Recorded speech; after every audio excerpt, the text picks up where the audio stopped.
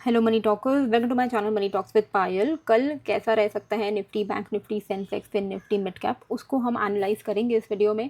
अगर आप वीडियो में नए हैं तो please do subscribe the video and bell icon सबको ही प्रेस कर देना, ताकि जब भी वीडियो आए और मैं लाइव आऊँ तो आप लोग को पता चल जाए क्रिप्टो में मैं लाइव आती हूँ। And please do like the video अगर आपको पसंद आती है, कुछ इन्फॉर्मेशनल अगर आपको ये वीडियो लगता है तो, ठीक है। अगर आप सब कोई एक एक भी लाइक करते हो तो आराम से 2000-3000 लाइक्स तो हो ही जाने चाहिए, तो आई होप उतना आप कर दो। बाकी कल एक बहुत ही इम्पॉर्टेंट इंडियन इवेंट है हमारे कंट्री में। आरबीआई की पॉलिसी कल होगी 10 बजे सुबह, कल 6 जून है, जहां पर वो अनाउंस करेंगे कि वो रेपो रेट को अनचेंज्ड रख रहे हैं, कट कर रहे हैं या बढ़ा रहे हैं।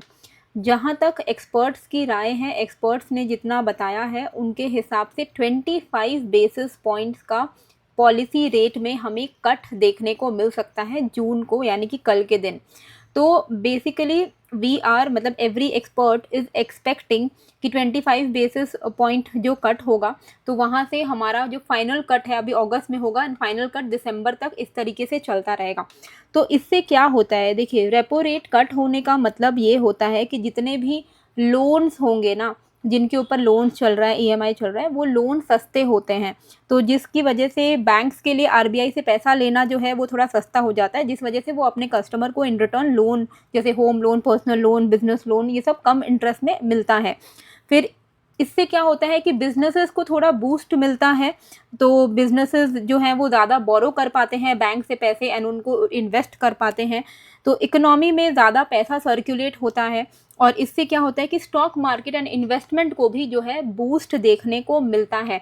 तो ये सारी चीज़ें जो है बैंकिंग सेक्टर्स के लिए तो बहुत अच्छी होती है, ओवरऑल मार्केट के लिए भी अच्छा होता है।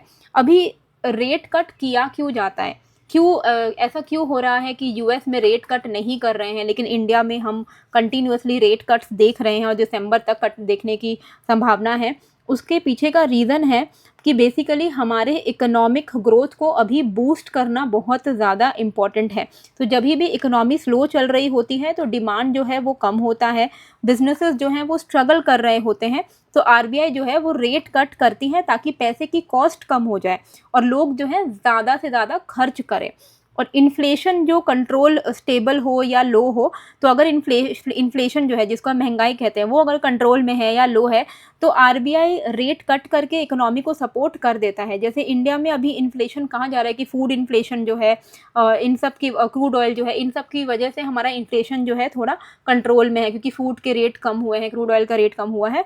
तो इसीलिए इन्फ्लेशन अगर ठीक ठाक चल रहा है तो आरबीआई जो है रेट कट करता है। यूएस में इसका ऑपोजिट है, यूएस में काफ़ी इन्फ्लेशन है तो इसलिए वो रेट कट नहीं कर रहे हैं। इनफैक्ट वो तो एक्सपेक्ट कर रहे हैं कि इन्फ्लेशन और इंक्रीज़ होगा, क्योंकि ट्रंप ने टैरिफ्स का जो नया ड्रामा है वो शुरू कर दिया है। साथ में एम्प्लॉयमेंट बढ़ाने में ये बूस्ट करता है, तो इकोनॉमी जब ग्रो करती है, नई जॉब्स क्रिएट होती हैं, तो रेट कट से बिजनेसेस को इन्वेस्ट करने का मोटिवेशन मिलता है, जिससे कि जॉब्स जो हैं वो इंक्रीज़ होती हैं। एंड साथ ही में ग्लोबल इकोनॉमिक कंडीशन के हिसाब से भी, अगर ग्लोबल इकोनॉमी वीक चल रही है, ट्रेड कम हो रहा है, तो आरबीआई जो है रेट को कट करके डोमेस्टिक इकोनॉमी को स्टेबल करना चाहता है। तो ये सारी चीज़ें एक जनरल इन्फॉर्मेशन थी आपके लिए। ये overall it is a good thing for market, not a bad thing. अब यहाँ पे कल के दिन एक चीज़ आपको समझनी होगी कि 25 बेसिस पॉइंट सब एक्सपेक्ट कर रहा है। अगर सब यही चीज़ एक्सपेक्ट करे और यही होता है तो मार्केट में हो ही सकता है कि बहुत बड़ा कुछ आपको मोमेंटम ना देखने मिले या फिर ऑपोजिट मोमेंटम देखने मिल जाए। क्योंकि अगर आप आज के मार्केट देखोगे ना, तो आज एक ब्रेकआउट हुआ एंड ब्रेकआउट के बाद वो ब्रेकआउट फेल हो गया। We were expecting an upside, हम लोग, मैं तो पर्सनली एक्सपेक्ट कर रही थी कि भाई इतने टाइम के कंसोलिडेशन के बाद ब्रेकआउट हुआ है तो आज थोड़ा सस्टेन करना चाहिए, पर ऐसा हुआ नहीं, क्योंकि कल इवेंट है तो आज ही उसके पहले ही प्रॉफिट बुकिंग आ गई कि कल का कल देखा जाएगा। पर वापस से थोड़ी बहुत जो है हम रिकवरी देख पा रहे हैं। तो एनीवे, टेलीग्राम में मैंने आपको लेवल्स बताए थे, बट हाँ, आज का लेवल मैं खुद ही नहीं कह सकती कि बहुत अच्छा काम किया, क्योंकि लेवल्स क्या है, जो हमने एक्सपेक्ट किया था कि जिस लेवल के ऊपर निफ्टी को ऊपर जाना चाहिए, पहले ही 15 मिनट में उसने उतना ऊपर का मूवमेंट दे दिया। तो ऐसे बड़े मूवमेंट के बाद हमें रिट्रेसमेंट का ही वेट करना पड़ता है, और रिट्रेसमेंट हुआ ही नहीं प्रॉपरली, रिट्रेसमेंट होकर ऊपर नहीं गया, नीचे ही जाने लगा। तो मैंने आपको शॉर्ट साइड के भी लेवल्स बताए थे, पर वो भी ब्रेक नहीं हुआ। तो आज लेवल्स ऑल इन ऑल देखा जाए तो कोई भी खास मोमेंटम नहीं आया। मुझे लग रहा था कि लॉन्ग साइड होगा, आई एम वेरी श्योर कई सारे लोग लॉन्ग साइड में ही बैठे होंगे, पर आई एम श्योर उनका लॉस हुआ होगा, क्योंकि लॉन्ग साइड के बाद तो रिजेक्शन आ गया। लेकिन फिर से कल के लिए मुझे लगता है फिर से थोड़ा बहुत पॉजिटिव इम्पैक्ट हम देख सकते हैं निफ्टी में, बैंक निफ्टी में, सेंसेक्स में। तो निफ्टी में क्या है ना, इधर से अगर आप देखोगे तो नीचे से ये जो 15 मिनट की ट्रेंड लाइन आ रही है, अगर ये ट्रेंड लाइन ब्रेक हो जाता है, ठीक है, ये वाला जो ट्रेंड लाइन है ये बहुत इंपॉर्टेंट सपोर्ट है निफ्टी के लिए। तो अगर ये लेवल ब्रेक हो जाता है तो फिर सेलिंग प्रेशर जो है निफ्टी में ट्रिगर हो सकता है डाउन साइड पर, ठीक है। ये 15 मिनट के टाइम फ्रेम पे हम यूजुअली ट्रेड करते हैं। देखिए कभी कभी होता ही है कि 15 मिनट की पहली कैंडल इतनी बड़ी बन गई कि हम ट्रेड नहीं ले पाते, फिर we have to wait for a retracement. और रिट्रेसमेंट आप देख रहे हो अब यहाँ से पॉसिबल दिख रहा है, अभी पूरे टाइम तक एक भी रिट्रेसमेंट का सिग्नल इसने नहीं दिया। लास्ट मोमेंट पे इसमें रिट्रेसमेंट का सिग्नल जो है यहाँ इस एरिया से देखने को मिल रहा है, यहाँ पर इसने एक इम्पॉर्टेंट सपोर्ट बना लिया है। तो इसी को हम कल के लिए इस्तेमाल करेंगे। ये जो सपोर्ट है और ये जो ट्रेंड लाइन का सपोर्ट है ये कोइंसाइड करेगा आपका 24,750 के आसपास में, नॉट 750, 675 के आसपास में। ये एरिया हमें ध्यान में रखना है कल के लिए। अगर इसके नीचे निफ्टी सस्टेन कर रहा है, इसके नीचे का ब्रेकडाउन हमें मिलता है, क्योंकि एक इम्पॉर्टेंट सपोर्ट है, चाहे वो ये वाला स्विंग लो हो या ट्रेंड लाइन हो, ये अगर लेवल ब्रेक होता है 24,675 का, तो मोस्ट प्रॉबेबली हम सेलिंग प्रेशर देख सकते हैं निफ्टी में। यूजुअली जब भी हम लोग ट्रेड लेते हैं तो हमारा एम यही रहता है कि 30 से 50 पॉइंट मिल जाए तो भी काफ़ी है, ठीक है।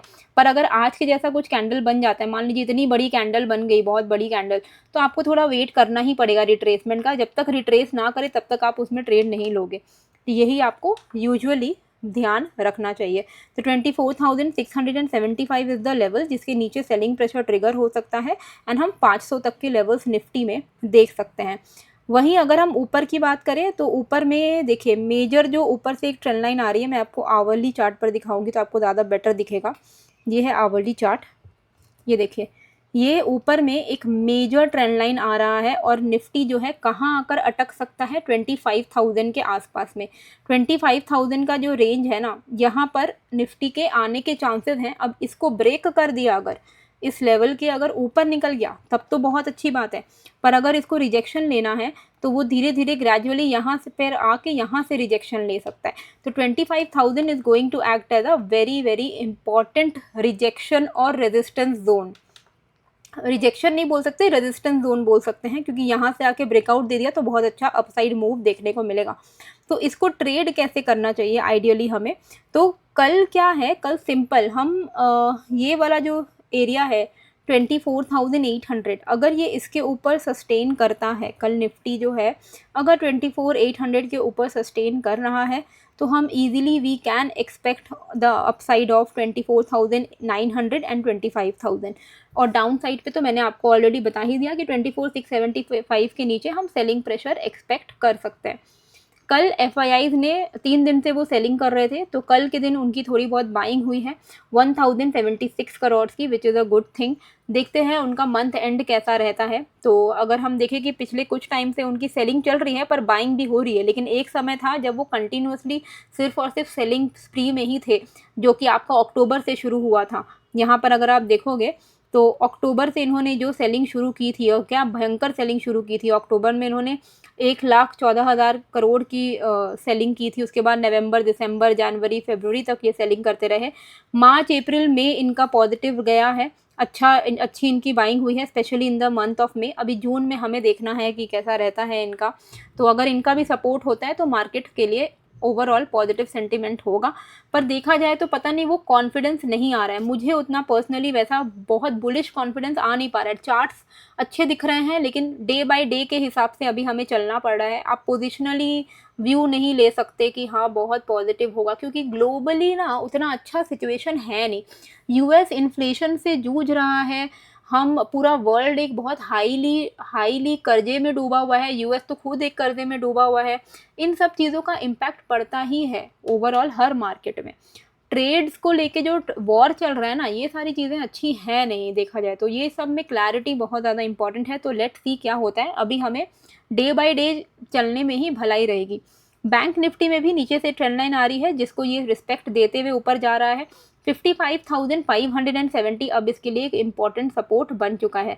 अगर 55,570 के नीचे बैंक निफ्टी सस्टेन करता है तो सेलिंग प्रेशर ट्रिगर हो सकता है 55,400, 55,175 ऐसे लेवल्स के लिए। वहीं कल अगर 55,850 के ऊपर ये निकल पड़ा तो बहुत हाई चांसेस रहेंगे कि ये अपना ये जो रिजेक्शन जोन है ये इसको तो एटलीस्ट टेस्ट कर ही लेगा। ये आपका लेवल है 56,000 से लेके 56,160 के आसपास का, इसको टेस्ट कर सकता है।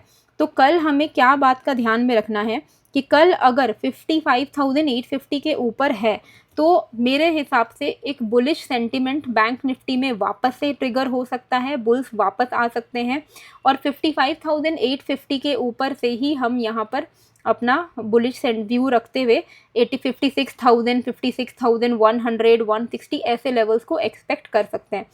सबसे जो मेजर मोमेंटम है जिसको हम शॉर्ट कवरिंग कह सकते हैं, कल तो नहीं होगी लेकिन बाद के लिए 56,170 के ऊपर है वो, क्योंकि वो फिर ऑल टाइम हाई क्रिएट करेगा नया।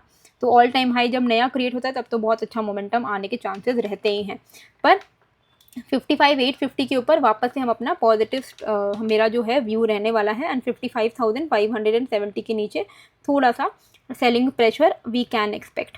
सेंसेक्स में क्या है, इमीडिएट बेसिस पे जो हमें रेजिस्टेंस दिख रहा है वो 81,550 के आसपास का लेवल है। 81,550 के ऊपर 81,820 के लेवल्स एक्सपेक्टेड है। और साथ में और एक चीज़ है जिसका आप ध्यान में रख सकते हैं कि ऊपर से एक ट्रेंड लाइन रेजिस्टेंस है यहाँ पर, अगर आप देखोगे तो ये वाला एरिया है, ये देखिए यहाँ से आ रहा है। ओके, सो ये जो ट्रेंड लाइन रेजिस्टेंस है इस यहाँ तक आने के चांसेस, अगर कल का दिन पॉजिटिव रहता है सेंसेक्स के लिए या मार्केट के लिए तो चांसेस है कि हम यहाँ तक आ सकते हैं, विच इज़ 82,000, 82,050 ऐसे लेवल्स। ठीक है, तो ये लेवल्स भी हमें ध्यान में रखना है कि 81,550 के ऊपर 81,800 का एक माइनर रेजिस्टेंस है, इसके ऊपर निकलता है तो 82,100 के लेवल्स हम देख पाएंगे। 81,230 is the major immediate support. यहाँ पर पहले कई बार इसने सपोर्ट लिया है, तो अगर ये ब्रेक करता है तो 80,920, 80,630 ऐसे लेवल्स डाउन साइड में ट्रिगर हो सकते हैं। वहीं अगर हम मिड कैप की बात करें तो मिड कैप में इमीडिएट बेसिस पे जो हमें सपोर्ट दिख रहा है वो 12,910 का दिख रहा है, जिसके नीचे हम सेलिंग प्रेशर ट्रिगर होता हुआ देख सकते हैं। 12,840, 12,730 is important support. On the upside जो अभी के लिए इमीडिएट बेसिस पे जो रेजिस्टेंस आज के दिन क्रिएट हुआ है वो है 12,980 के आसपास में। 12,980 अगर ये निकाल पाता है 15 मिनट के भी टाइम फ्रेम पे तो भी 13,055 के लेवल्स एक्सपेक्टेड हैं। और इसके ऊपर तो धीरे धीरे 20-20 पॉइंट करके ये थोड़ा स्लो मोमेंटम देता है, तो 20-20 पॉइंट एक्सपेक्टेड है। और ये है फिन निफ्टी में थोड़ा हम, क्योंकि कल वोलेटिलिटी रहेगी और स्पेशली जो आरबीआई का जो रेपो रेट का जो इम्पैक्ट है bank Nifty and financial services पे ज़्यादा पड़ता है, फिनेंशियल इंडेक्स पे, तो वोलेटिलिटी रह सकती है, इसलिए थोड़ा इसमें बड़ा नो ट्रेडिंग जोन रखा हुआ है मैंने। मेरे हिसाब से 26,300 एंड 515 के बाहर ही ट्रेड प्लान करना चाहिए। 515 के ऊपर 560, 720 एक्सपेक्टेड है। वहीं 300 अगर ब्रेक करता है तो 190, 26,060 ऐसे लेवल्स एक्सपेक्टेड है। तो ये था मेरे सारे इंडेक्सेस का एनालिसिस। आई होप आपको ये वीडियो अच्छी लगी है। प्लीज़ एक लाइक ज़रूर से करिएगा। अगर आपको टेलीग्राम में जुड़ना है तो लिंक मैंने डिस्क्रिप्शन पे डाल दिया है। कैसी लगी है वीडियो कॉमेंट करके ज़रूर बताइएगा। मिलते हैं फिर एक नए वीडियो के साथ। Thank you.